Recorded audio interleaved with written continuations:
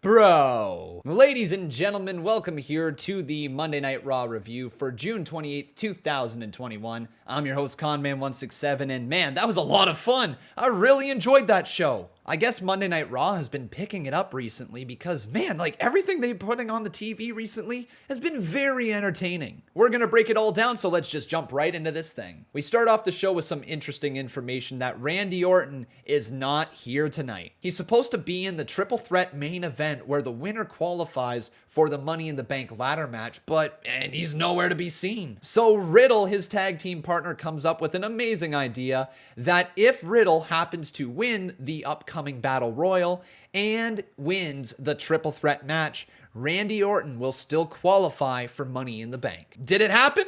Let's find out. So we jump on down to the ring, and basically this is Jobber City. There's a few notable talent in this ring. People like Cedric Alexander, Jeff Hardy, Jinder Mahal, the list goes on. But the most important person to me who was back was Damian Priest. Now, you guys might know I've got a little bet going on with C Wrestling and Botch Guy. They've been making fun of me. I picked Damian Priest to win Money in the Bank. And we have been laughing that he has not even had a chance to qualify. We are laughing that he wasn't even going to be in it. And then here he was, last chance.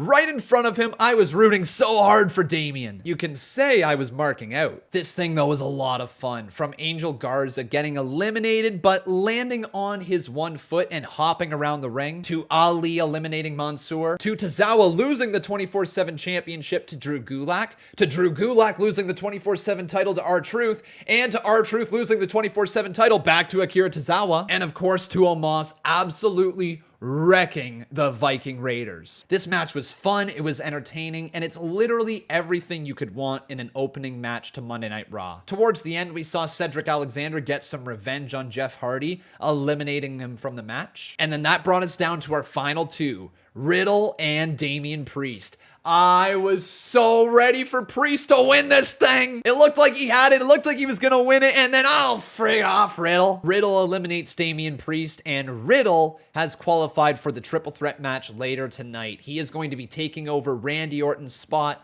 and fighting for Randy Orton to qualify for Money in the Bank. Then we had ourselves a couple of promos backstage. We had Nia Jax, Shayna Baszler, and Reginald all kind of talking to each other. And as they finished chatting, Alexa Bliss was just creepily watching them from the background. And then we had Nikki Cross in her superhero gear, but she wanted to let everybody know she knows she is almost a superhero. Can I just say I love this new direction for Nikki Cross? I think that this gimmick is great. She's got all the talent in the world, and I think Nikki Cross is going to kill this thing. Now we get Nikki Cross versus Shayna Baszler. I wonder if Alexa Bliss is going to show up. And Alexa Bliss showed up, and she tried to control Nia Jax. Look deep into my eyes. Really quickly, do you guys like this whole mind control thing that Alexa Bliss has, or do you think it's stupid? Let me know in the comment section below. But as Nia Jax is being taken over by Alexa Bliss, Reginald comes and breaks the spell. Nia Jax gets punched in the face, and Reggie gets, well, hit in his Reggies, if you will. Alexa Bliss just driving her heel upwards where the sun don't shine, and Reggie's in a lot of trouble. This distraction allowed for Nikki Cross to take full advantage, rolls up Shayna Baszler for the 1-2-3, and Nikki Cross has beaten Shayna Baszler. Cool, fun match. I love the direction for Nikki, so 2 thumbs up for me. Back from commercial break, we saw Kofi Kingston standing in the center of the ring, and of course he's pissed off after what happened to Xavier Woods just 1 week ago. He has a bunch of choice words for the WWE Champion Bobby Lashley, saying that he's distracted, saying MVP doesn't have him as focused as he used to be. And Kofi has proof. He's beaten Bobby Lashley in the past. That doesn't sit well with MVP. That doesn't sit well with Bobby Lashley. But it is true. Kofi Kingston has a win over the WWE Champion going into their upcoming WWE Championship match. MVP proceeded to get just a little too close to the ring, and this is where Kofi Kingston made him pay, calling him out, saying, "You've been injured for what, like 6 months now? I'ma hurt you for real." So he steps out of the ring, hits the Trouble in Paradise on MVP, and that is our Kofi Kingston. That's the Kofi we know and love. This is the Kofi Kingston on the build to WrestleMania, to Kofi Mania.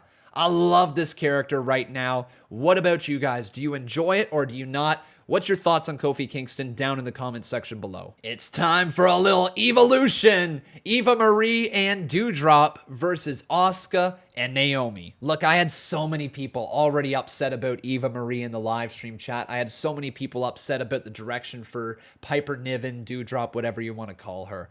I think they are killing it. This is one of the more unique acts on the roster right now. Eva Marie is detestable as a heel. Piper Niven, Dewdrop is becoming a lovable babyface. And personally, I'm just really excited for this whole story to take shape. They're starting maybe a little too early with the dissension between Dewdrop and Eva, but for the most part, this story's got me invested. Eva Marie is getting Piper Niven, Dewdrop over as a character, and she's getting herself over as a heel. Somebody who just...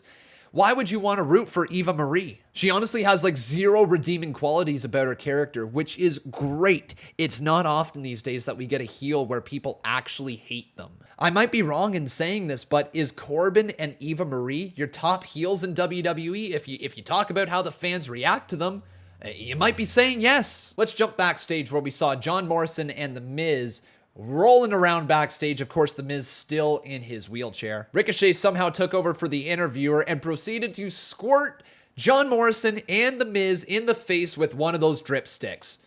Good enough, I guess. If anybody's shot you in the face with some water, I'm sure you would want to fight them as well. So we got ourselves a match, John Morrison versus Ricochet. And to me, this was the match moment of the night, whatever you want to call it. Both John Morrison and Ricochet looked fantastic in that ring. We know they have a lot of chemistry together from their days back in Lucha Underground, but they truly laid everything on the line in this match, including an incredible finish. Ricochet just bouncing on the top rope before just jumping off.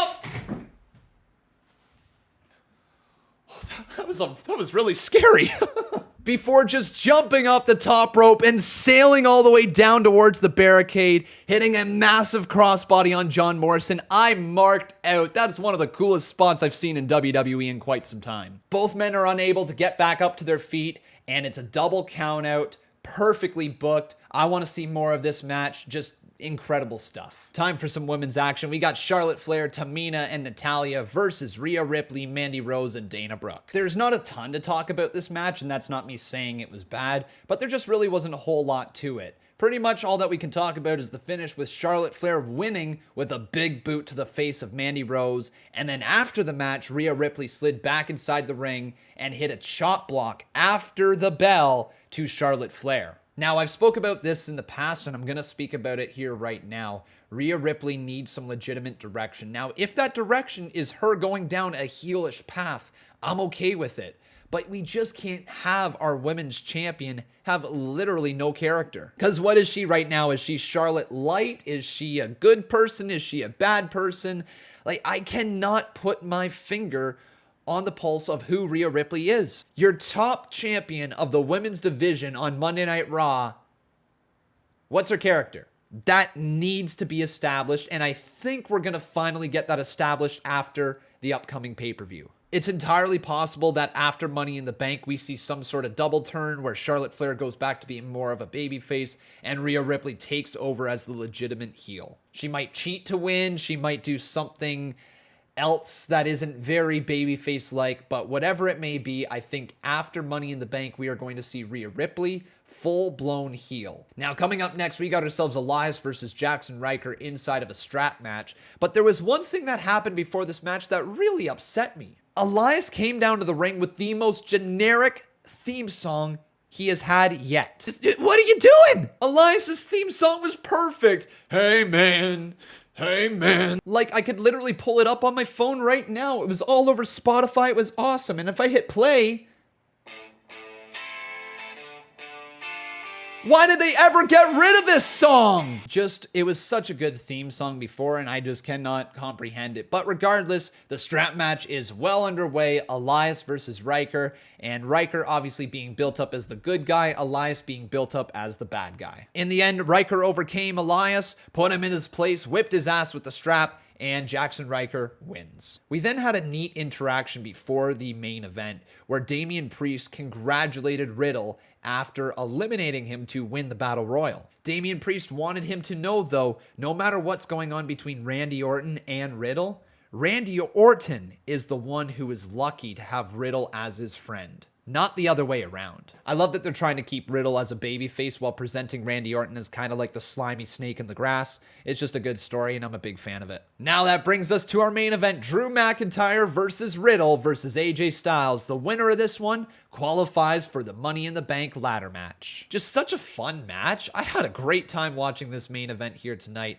There was something on the line, and there was some cool spots. At one point, AJ Styles got hit with a massive back body drop, and at another, both AJ Styles and Riddle put Drew McIntyre through the announce table. In the end, though, we got a huge development to the story of Riddle as he went to kick AJ Styles by the steel steps and drove his bare foot into the exposed steel. Riddle grabs onto his foot in so much pain. Doctors come out. They have to bring him to the back. Like, this might be a broken foot. Once the doctors finally get him out of there, Drew McIntyre and AJ Styles fight one-on-one for quite some time. But here comes Riddle again. He's got his foot all taped up. He's marching back to that ring, and he's looking to win this match for Randall Keith Orton. As soon as he arrives, he locks in the bro mission on AJ Styles, but Styles, just too strong at that moment, elbows his way out of it. Some more back and forth before Riddle hits an RKO out of nowhere. It seems like he's going to win this thing. 1, 2,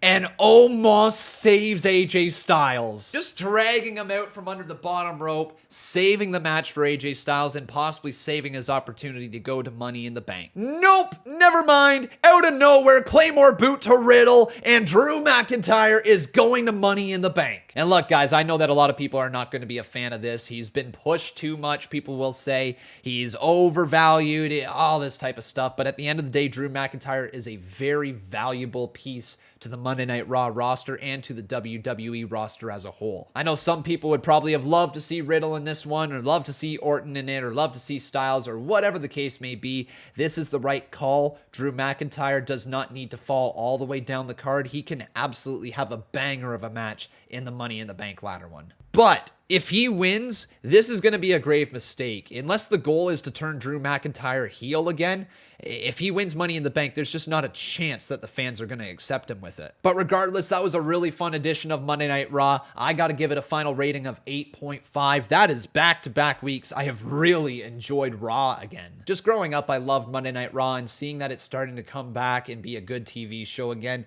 makes me really excited for their future. But that is it for me here today. Thank you very much for watching. I hope you enjoyed this review. If you did, do make sure you leave a like on this video. Also making sure you're subscribed to this channel, and come on over to twitter.com/conman167 and drop a follow over there. But thank you very much for watching. I've been Con, and that was the Monday Night Raw review for June 28th, 2021. Jumping off